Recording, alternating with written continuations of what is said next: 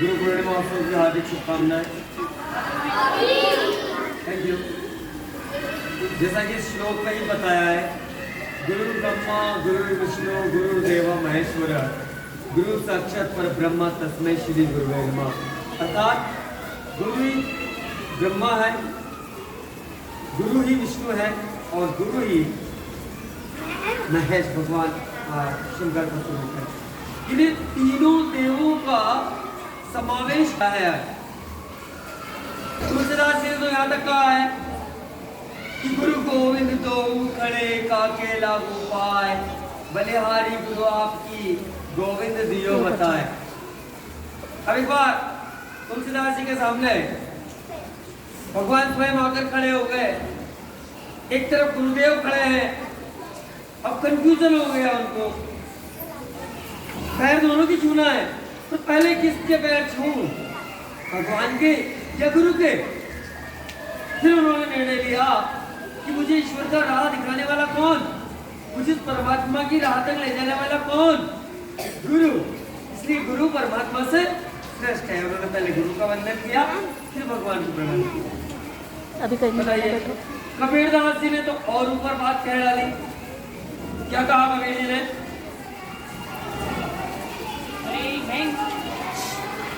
कबीर जी ने क्या बोला कि सात समंदर मसी करूं लेखनी सब वन राय। सात समंदर मसी करूं लेखनी सब वन राय, धरती सबका अगन करूं गुरु गुरु लिखा न जाए। कितनी बड़ी बात कही उन्होंने। ये वास्तव में एक कहना चाहिए अतिशयोक्ति अलंकार है यहाँ पर उन्होंने गुरु के बारे में क्या कहा कि अगर ये पूरा समुद्र, जितने समुद्र है इस पृथ्वी पर, आपको याद है ना 70% से अधिक भाग जल है,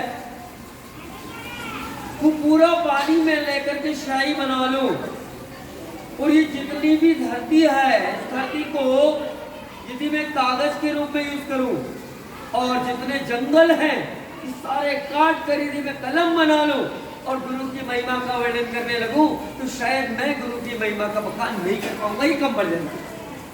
बताइए, तो वास्तव में गुरु के बिना जीवन अधूरा है, अपूर्ण है। जीवन के गुरु के बिना जीवन में ज्ञान की प्राप्ति संभव नहीं है। लेकिन ये तभी संभव होगा जब आपकी गुरु के प्रति श्रद्धा होगी, क्योंकि जीवन में गुरु तो कई हमें मिले हैं, कई श्रेष्ठ लोग हैं हमें जिन्होंने हमें गुरुत्व प्रदान किया, परंतु हमें लाभ तभी प्राप्त होगा जब हमारे गुरु के प्रति हमारी आस्था होगी, हमारी श्रद्धा होगी। एक बहुत बड़ा उदाहरण हमारे धर्म ग्रंथों में मिलता है गुरु द्रोणाचार्य एकलव्य का। तो शॉर्टली आपको बता रहा हूं। एक बार गुरु द्रोणाचार्य अपने शिष्यों को लेकर के और जंगल में भ्रमण कर रहे थे, या कहो उनके आश्रम में थे। उसी समय एकलव्य नाम का एक हीर बालक वहां आया। पूरा काला सा शरीर था, शरीर में पत्ते लपेट रखे थे, मोरपंख थी, बड़ा विचित्र स्वांग था उसका। वो गुरु के द्वार पर आया। गुरु द्रोणाचार्य ने पूछा, कौन हो तुम? उन्होंने कहा, गुरुदेव मैं भील बालक एकलव्य हूँ। क्या चाहते हो? गुरुदेव मुझे आपसे धनुर्विद्या सीखना है। उधर द्रोणाचार्य ने क्या कहा, नहीं बेटा, मैं तुम्हें धनुर्विद्या नहीं सिखा सकता, क्योंकि मैं केवल राजकुमारों को ही शिक्षा प्रदान करता हूँ। अब बताइए, मना कर दिया। उसने निवेदन किया, गुरुदेव प्लीज मुझे शिक्षा दीजिए। उन्होंने कहा, ना मैं तुम्हें शिक्षित नहीं कर सकता। अब आजकल के विद्यार्थी होते तो क्या होता, ये स्कूल है क्या, 50 स्कूल है, चलो कहीं और एडमिशन ले लेंगे, होता है ना। फिर जैसे गुस्सा आता है, लेकिन एकलव्य को गुस्सा नहीं आया। उसने अपना इरादा और मजबूत कर लिया।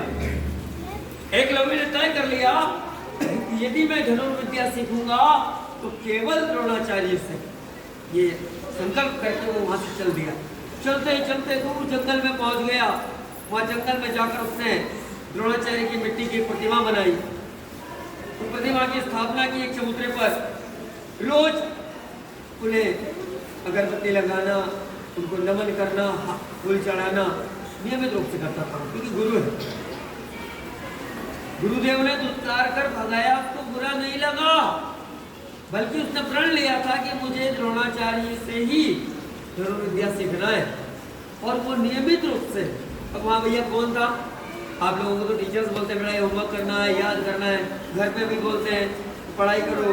जंगल में द्रोणाचार्य एकलव्य को बोलने वाला एक व्यक्ति नहीं था वहाँ कि बेटा पढ़ाई करो, लेकिन वो गुरु के प्रति आस्था होने के कारण नियमित अभ्यास करता। गुरु से आज्ञा लेता, गुरुदेव मुझे आज्ञा दीजिए, और गुरु से पूछता, गुरुदेव ठीक चल रहा है ना? उन्हें ऐसा आभास होता है कि गुरुदेव उन्हें मार्गदर्शन दे रहे हैं। तो बेटा ये आस्था जो भावना होती है ना, ये बहुत बड़ी चीज होती है। श्रद्धा बहुत बड़ी चीज होती है, ताकत होती है उसमें। तो एकलव्य में गुरु द्रोणाचार्य के प्रति श्रद्धा होने के कारण वो धनुर्विद्या का अभ्यास करता रहा।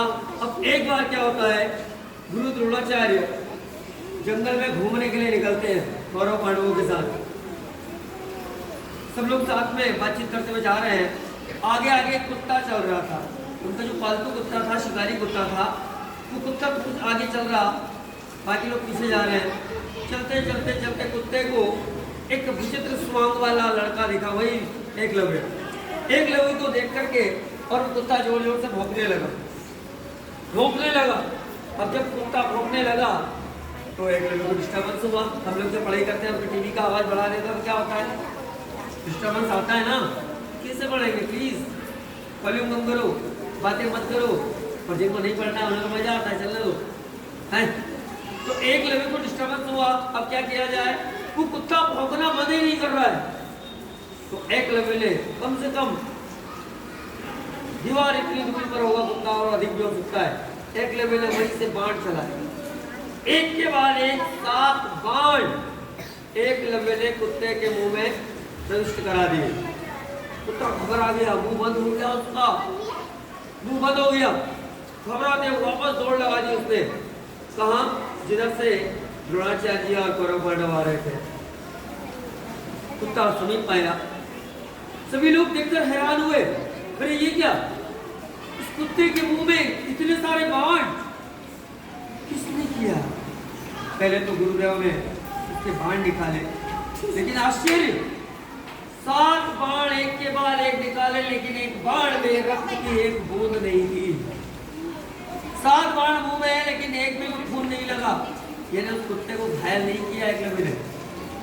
आश्चर्य की तो है, अरे ये कौन धनुर्धारी है?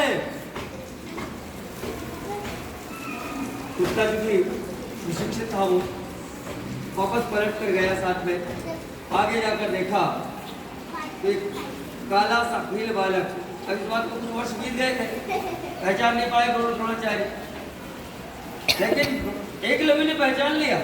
जैसे ही द्रोणाचार्य के कदम वहां कुटिया के पड़ोस में गए, एकलव्य साष्टांग दंडवत करने लगा। ओ भाग्य गुरुदेव, आप पधारे में धन्य हो गया। मैंने तो तुम्हें नहीं पहचाना, कौन हो? गुरुदेव, आपने मुझे नहीं पहचाना? अरे मैं एकलव्य, अभी कुछ वर्ष पहले आपके आश्रम पर आया था और कहा था कि मुझे धनुर्विद्या सिखाओ। अच्छा तुम वो हो? हाँ। तो ये कुत्ते के मुंह में बाण किसने चलाए थे? क्षमा चाहता हूँ गुरुदेव, मैं उसको पानी पहुंचाना नहीं चाहता था, पर क्योंकि ये मेरी धनुर्विद्या के अभ्यास में व्यवधान पैदा कर रहा था, इसका मुंह बंद करने के लिए मैंने बाण चलाए। उन्होंने कहा यार तुम इतने अच्छे धनुर्धर कैसे बन गए? गुरुदेव आपने ही तो सिखाया। मैंने तो तुम्हें नहीं सिखाया।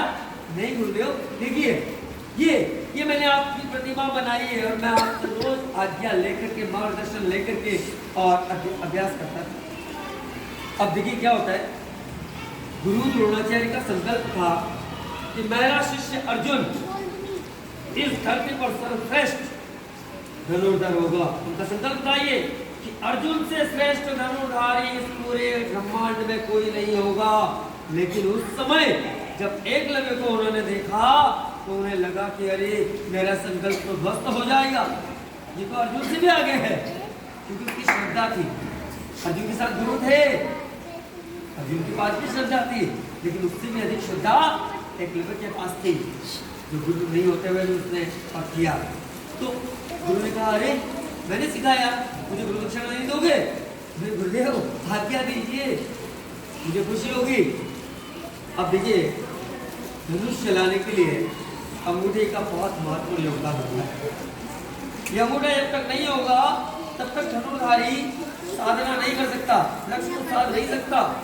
उन्होंने कहा, एकलव्य मुझे गुरु दक्षिणा में तुम्हारे बाएं हाथ का अंगूठा चाहिए। अभी आप मुझसे मेरे से कोई मांगेगा, क्या कहेंगे? इतना साल तक पढ़ा मैं, इतने साल की मेहनत काय के लिए कर रहा हूँ, अंगूठा दे दो। पागल समझाए क्या? मैं काय के लिए इतनी मगजमारी कर रहा था अभी तक? धनुष कैसे चलाऊंगा? ना ना तुम और मांग लो। लेकिन ना, एकलव्य ने 1 मिनट नहीं सोचा, कमर में कटार लगी थी, कटार निकाली, तुरंत चरणों में चढ़ा दी। तो ऐसे गुरु भक्त शिष्य हुए हैं भाई, की श्रद्धा थी। तो जब तक श्रद्धा नहीं होगी तब तक कितने ही अच्छे गुरु आपको मिल जाए, बेटा आप जीवन में ज्ञान प्राप्त नहीं कर सकते। इसलिए आज संकल्प लो कि मैं अपने जीवन में, चाहे गीतांजलि पब्लिक स्कूल के टीचर्स हों, मुझे सिखाने वाले माता पिता हों, या आने वाले समय में जिस स्कूल में या कॉलेज में मैं जाऊंगा वहाँ कोई टीचर्स होंगे, मैं कभी भी उनकी आज्ञा का उल्लंघन नहीं करूंगा, कभी मेरे अपने गुरु का मजाक नहीं उड़ाऊंगा, कभी उन्हें गाली नहीं दूंगा, कभी उनकी निंदा नहीं सुनूंगा। सबसे बड़ा पाप है गुरु की निंदा सुनना और करना। ये तय करें आप, और फिर देखिए आपसे अच्छा कोई हो ही नहीं सकता। अरे हमारा इतिहास भरा पड़ा है गुरु शिष्य परंपराओं से। आरुणि अभिमन्यु के बारे में सुना होगा आपने, शॉर्टली में बताता हूँ। अभिमन्यु नाम का, सॉरी उपमन्यु नाम का एक शिष्य था। आयोध्या नाम के ऋषि थे, आश्रम में शिक्षा देते थे।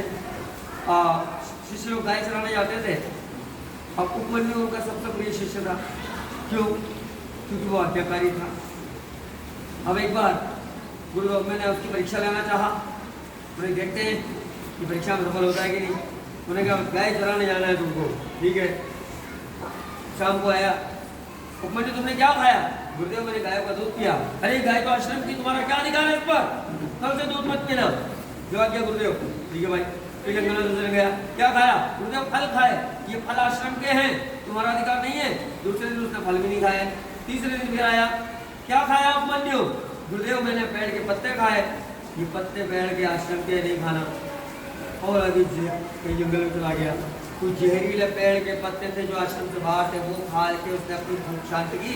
तो कल से अंधा हो गया, लेकिन उसने बेईमानी नहीं की कि बाहर यहाँ का सर देखिए रहा, हेलो अपना तो यहाँ का सर देखिए रहा, करते कि नहीं मन लोग? उन्होंने ईमानदारी का परिचय दिया।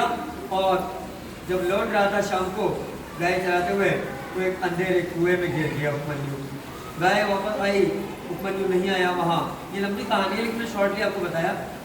उपमन्यु जब नहीं लौटा, गुरुदेव परेशान हो गए, क्योंकि सबसे प्रिय शिष्य था उनका, वो परीक्षा ले रहे थे उसकी कि कितना धैर्य है इसमें, कितनी ईमानदारी और सच्चाई है इसके अंदर। ढूंढते ढूंढते ढूंढते गुरु शिष्य पहुंचे, मशाले ली, रात हो गई, अंधेरा हो गया था। चिल्लाते रहे, उपमन्यु उपमन्यु। फिर एक दूर से एक आवाज आई, गुरुदेव। ऐसा लगा कि कोई गहराई से बोल रहा है। चलते चलते देखा एक कुआ, झांका, सूखा कुआ था, उसमें उपमन्यु पड़ा हुआ था, करा रहा था। वहाँ से उसको निकाला और सारी कथा भी उसने बताई। उन्होंने सीधे तो ऐसे ऐसे गुरु शिष्य हुए भाई। आरुणि की भी ऐसी गुरु भक्ति है? तो हम लोग आज संकल्प लें कि हम जीवन में गुरु का सम्मान करेंगे। देखो बेटा, गुरु मेरे ख्याल से पर्याप्त है।